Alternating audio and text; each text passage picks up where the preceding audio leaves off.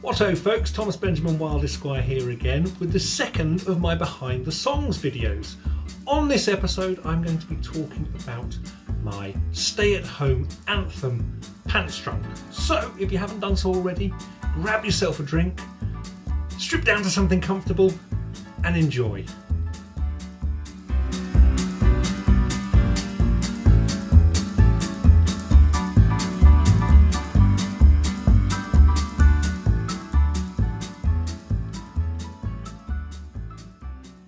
So the first thing I really need to talk about is where the idea for this song came from.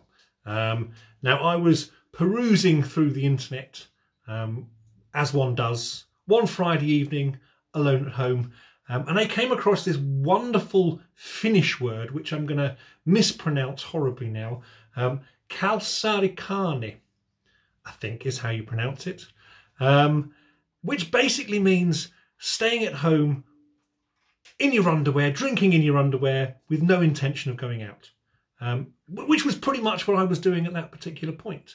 And after reading a few other bits and pieces about it, I eventually saw that people referred to it as getting pants drunk, and that idea stuck for a little while, and I had that thought going around my head for a little while after that.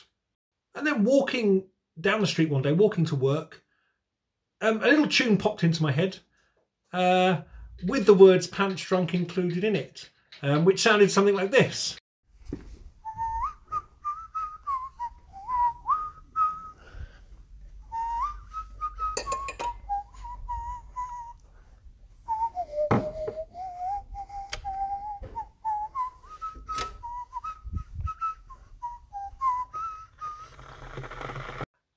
And quite quickly, the word pants drunk made its way into that. So it ended up turning into pants drunk, pants drunk. The intention was always to have the audience, right from the beginning, screaming out pants drunk as well. The first lyric that came very quickly was, don't need no one because I'm getting pants drunk. And then it just became, pants drunk, pants drunk. And it went from there, and that was the starting point of the track, really. Then over the next few weeks, I spent time trying to write it. It actually took me quite a while to write this song. I had this song in mind just after I'd finished writing, or finished, the first album had come out and was doing reasonably well. It was after the No More Fucks video had gone viral. And I was thinking about the next stages and new songs. And so it was way back then. And it took me quite a while to get the lyrics down. I keep coming back to it. Adding new verses, taking verses away. And yeah, so eventually it turned into the song that it has turned into. Now, one of the questions I get about this song in particular is what I generally drink and eat on an evening getting pants drunk. Because I do mention Chinese and Indian food in there and drinking lager. The truth is far less grand than that even, because I'm very loath to actually order takeaway just for myself. So generally on a Friday evening, what I would do would be walking home from work. I would pop into Sainsbury's, our local supermarket, and I would pick up myself a packet or two of some kind of American pale ale beers. And so I've got one there, there's only 4 in there, but I generally get a couple more than that. A big bag of bacon crispies, which I always consume in one go by myself on the sofa. While I'm eating those, frozen pizza goes in the oven, and I end up having frozen pizza afterwards as well. So that is a typical evening in getting pants drunk. It tends to be on a Friday. Fridays were traditionally, back before all the lockdowns started happening and things like that, Friday nights were the evening where my partner would go out with friends. I would come back from work exhausted and just want to lie around and not speak to anybody. And so that's what would happen. I would come home and just lie on the sofa, drinking and eating rubbish. And that's where it all came from, really. The other lyrics in there mention about programmes that I watch, so the line about Colombian drug cartels and the fall of Nazi Germany is a direct reference to, I think I was watching Narcos at that point, and then subsequently watching documentaries about Colombian drug cartels after an interest in that, sparked from Narcos, and then also programs like World War II in colour, which seem to be everywhere and on repeat, or The World at War, are just programs that are just easy to put on in the background and quite interesting, but you don't have to pay attention particularly too much to them, although Narcos did have subtitles, so that required some attention, but it was definitely programs that my partner wasn't particularly interested in that I would start watching there. So yes, those are the references within there. Now the other line is about looking up history on Wikipedia.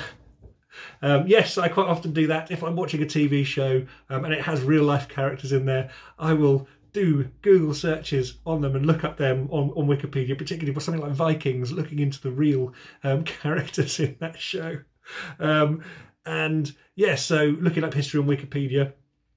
I don't like to be deliberately contrary on social media though. I actually find that quite exhausting. I know some people do spend time deliberately trolling when they're bored. It's not something I can do. I haven't got the attention for it. Winding people up online. I do mention that in the song, but I don't ever do that. It's not something I typically do. Now the other part is the part about the incognito setting, which has connotations of looking at certain adult sites and things like that. Again, sadly, I don't tend to do that so much anymore.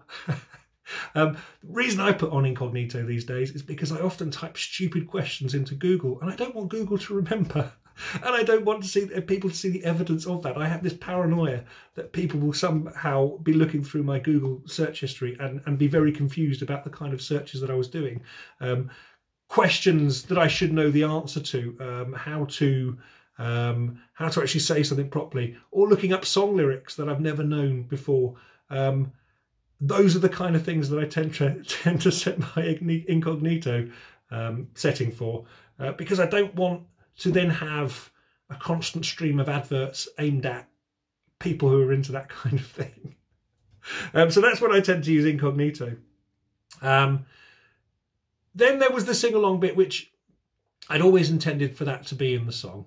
So the call and response bit. I had got grand ideas of getting half the audience to do one part of it and half the audience to do the other part of it at one point, but that just felt overcomplicated.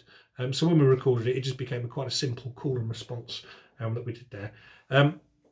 The other thing to go into is the choice of songs that I choose to listen to that my partner doesn't want to listen to at all. Those can range from my old English folk roots, the songs that my dad used to listen to that I often go online and listen to that other people find dreadful. Utter cheesy pop that I'm quite embarrassed about. And just songs that I try and work out the lyrics to again from when I was younger that I've never known the words to, and I think, oh, this would be a good opportunity to actually find out what that person was singing about. So yes, it's nice being free from that judgment of people asking why you're listening to certain things. When you're by yourself in the house, it doesn't matter. It doesn't matter at all. So yes, that's the background to the lyrics of the song.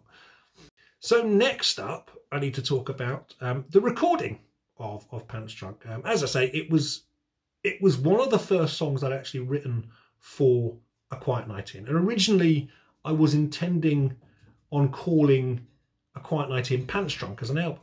It was the first song title I'd come up with on there. I was right up until the last minute going to call it Pants Drunk, but then I had a discussion with my partner, and the difficulty in promoting an album and a single of the same name just felt a little bit weird. So what we decided to do was to change the name. Quiet Night In seemed to suit it, and actually it became quite apt for the situation that it was released into. With all the lockdowns for coronavirus and that kind of thing. So actually it worked out quite well in the end. So yes, so the song we recorded over a summer, again, as we did with the first album. but we'd got a little bit better at it, myself and Lee, and I'd gone in with more of an idea and more songs at that point. So we actually got the whole album recorded in a single summer, as opposed to taking multiple summers to do it. We actually went into half terms, because we both worked at the college at that point. So we went into the October half term as well. And piano on the track done by the excellent Mr. Ben Dawson, who is creating piano for other tracks that I've been doing. He came in, and the process that we normally go through in the studio is I will give Ben the bass line that I've laid down and worked out. So we notate the bass line because we can do that from the mixing software. You can actually get a score printed out. What will then happen is Ben will go through that and make corrections, because he's a proper musician. I generally just tend to bash something out really quickly. He then goes in and goes, actually that bass part doesn't sound quite right for the tune there, and so he corrects that out. He'll then just work something out to put over the top of it. And so on that album he was playing on a live piano, so a real piano as opposed to a MIDI piano, which was slightly out of tune, and which always gives it quite a nice kind of pub sound anyway, which is really what we're going for with a lot of these tracks. And he came in and did it in a few takes, just worked something out to put over the top of it. So he's fantastic like that.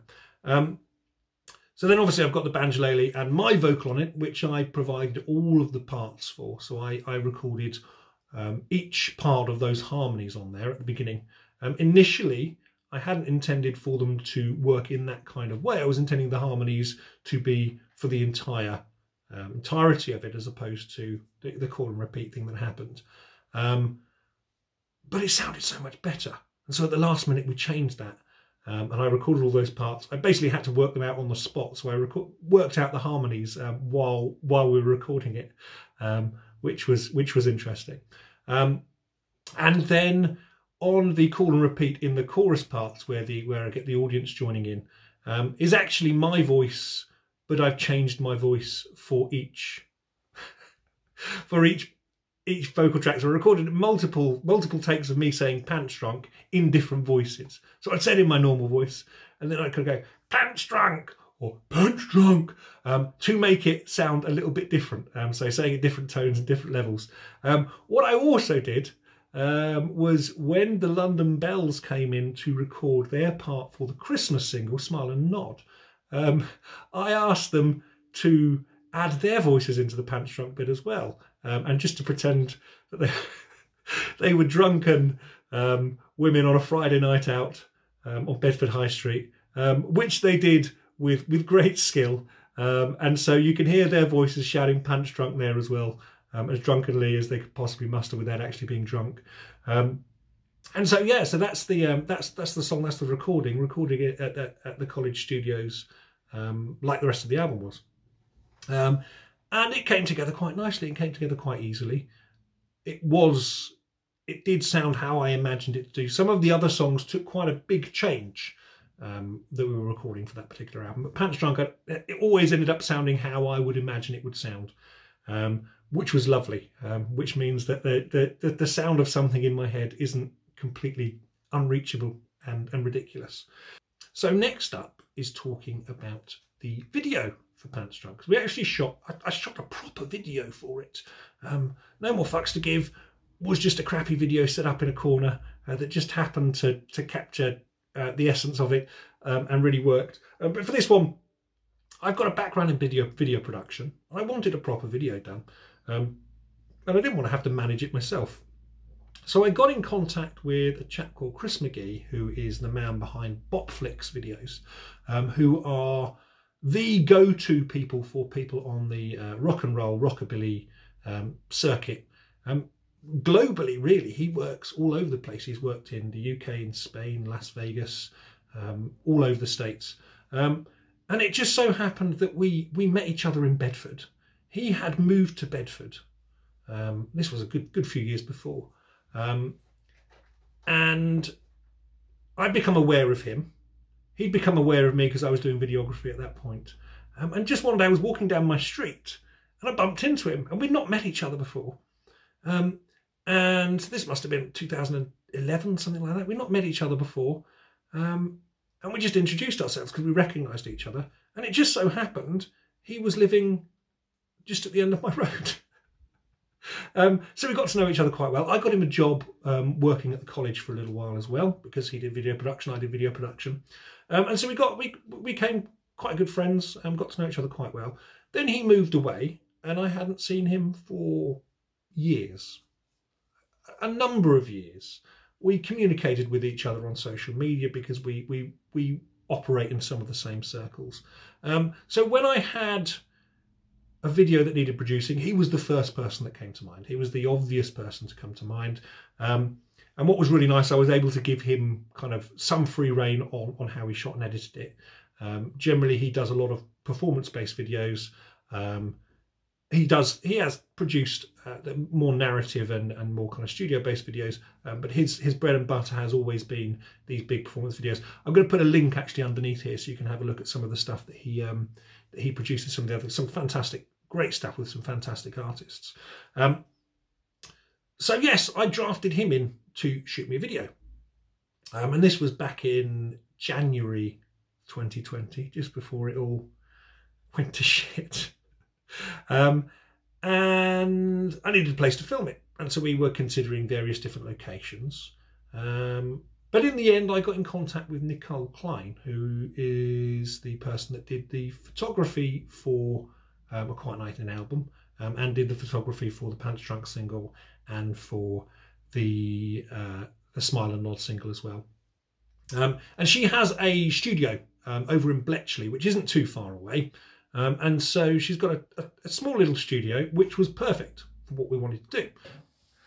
So today I am doing a photo shoot for the new album and the Christmas single, and also some generic shoots with the fantastic, fabulous Nicole Klein, who is just behind me there, of the Hourglass. So yeah, it's good fun. So we took a whole load of lighting kit over there. In fact, there was lighting already there because it's a photography studio. She has a background in doing lots of kind of vintage pin-up shoots and things like that. So she has all kinds of interesting props there.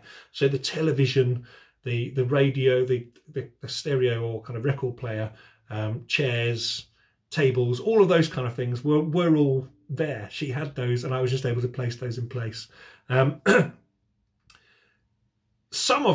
Some of the props that appear in the video aren't actually really there at all. That's done in the magic of Mr. Christopher McGee's video editing skills. The picture in the background and the books, I think, on the side in there that you see are not real. I think the books, potentially the books aren't real and the picture isn't real. But everything else is just filmed on a studio background. And there's some wonderful editing within there where he's put me in the TV to look as if I'm actually playing on the television in front of myself. Some great moments in that, and it was a great fun day. It was a really good fun day. I wore my British Tweed Company suit, which is the blue suit that you see, and then I was able to take the jacket off for that and pretend to be another member of the band playing a piano, because I just was pretending that I could play a piano. I didn't know what I was doing there at all. And the bass I could play just about. I was able to take another layer off to do those parts. And then I wore, I'm trying to think of what else I wore that day now. I wore my dressing gown, which had found at a car boot sale. I think that was from the Ever in King's Cross, a vintage car boot sale that I'd managed to find that at. Now, unfortunately, on that day, I couldn't find my sock suspenders, so I wasn't wearing those. So those sock suspenders that I've got on the front of the album, alas, I couldn't find them that day. I found them again now, so I can actually wear them now, but I couldn't find them for that day. And yes, so there was lots of drinking of wine and eating of crisps and all of those kind of things within there.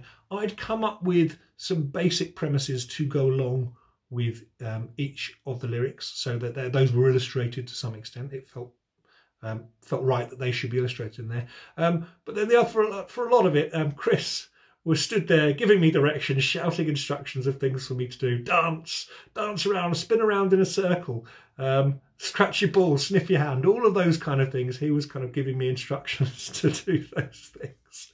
And there's lovely moments. I particularly like the moment where I'm falling asleep and then the me in the television turns round and sees myself falling asleep. I think that's my favourite bit in the entire video. And lots of that is down to Chris's ideas and his genius, really. I have been asked how much wine and beer was drunk within that. Not as much as you would think. I was trying to be good because we wanted to have some drinks afterwards.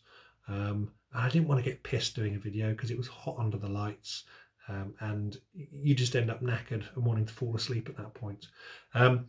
So, yes. And so that's the video. Brilliant video by Chris McGee of Bopflix, and with huge thanks to Nicole Klein for letting me use the space. So that's the story behind Pants Drunk. If you've enjoyed it, make sure you give this video a like. If you haven't already subscribed to my channel, then feel free to do so. If you would like to see content like this on a regular basis and some exclusive content, then feel free to come and join my Patreon community. The details of that can be found in the description below. Aside from that, have a lovely day and toodle pip.